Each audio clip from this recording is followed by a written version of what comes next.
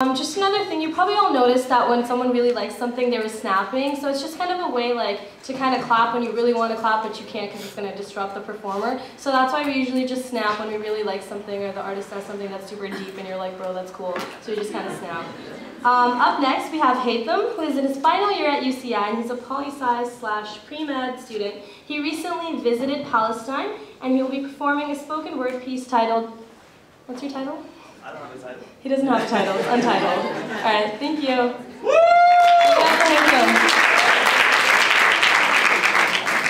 Hi, okay. Okay, I'm actually going to do two. The first one's pretty short, because I want to do one for Palestine and one for Syria, so. Okay, the one for Palestine I wrote after I went to Gaza, and so a lot of the stuff in here is actually based on things that I saw there. Okay, anyways. It's called At Dawn.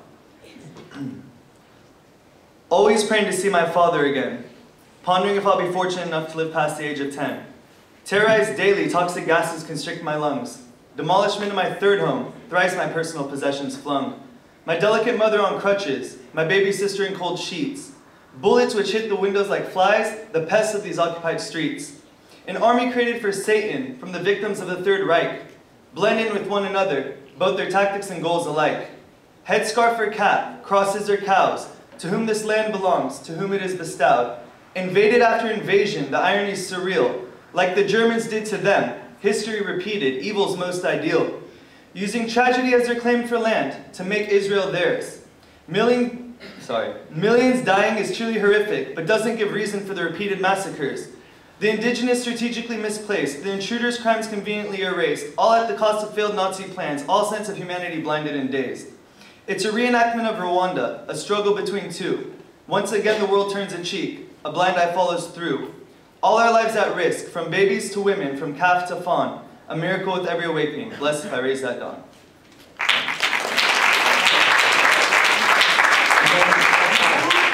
Honestly, the second one I've done before elsewhere, so some of you have heard it, but sorry, you can just go outside or something if you don't want to hear it. Alright, so this one's called Not Just Numbers, and this is based on Syria.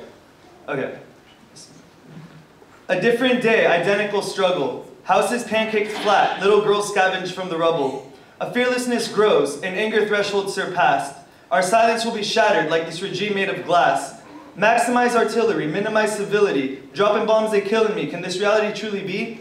But carry on tweeting, continue with your posts.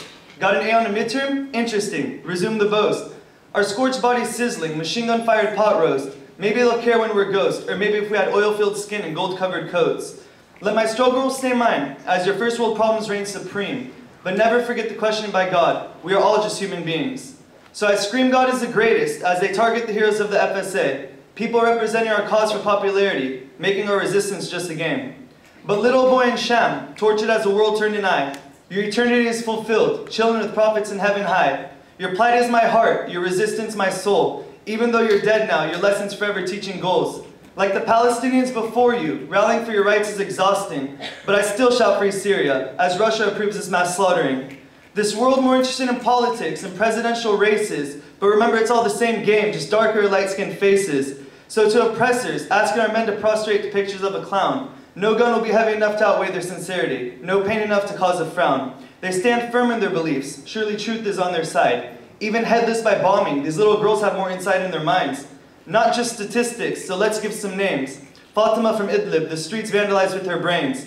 Followed by journalists reporting for Syrian rights. Though an American citizen, where the hell is Austin Tice?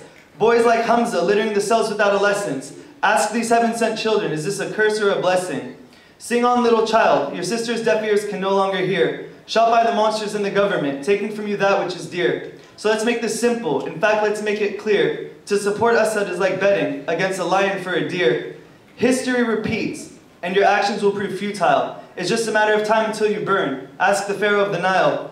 Rise up, my family. Speak out against these tyrants. They want to keep you distracted with music, but let them know we're not buying. Until my brothers and sisters across Sham can cross the street in peace, you'll never have a stable, supportive opinion, especially in the Middle East. So for what it's worth, this is me trying to raise awareness, but from a smartphone in America, while you're challenged with unfairness. Look up to the skies above and disregard their planes. When the gasoline and shells run out, he'll shower you with mercy like rain.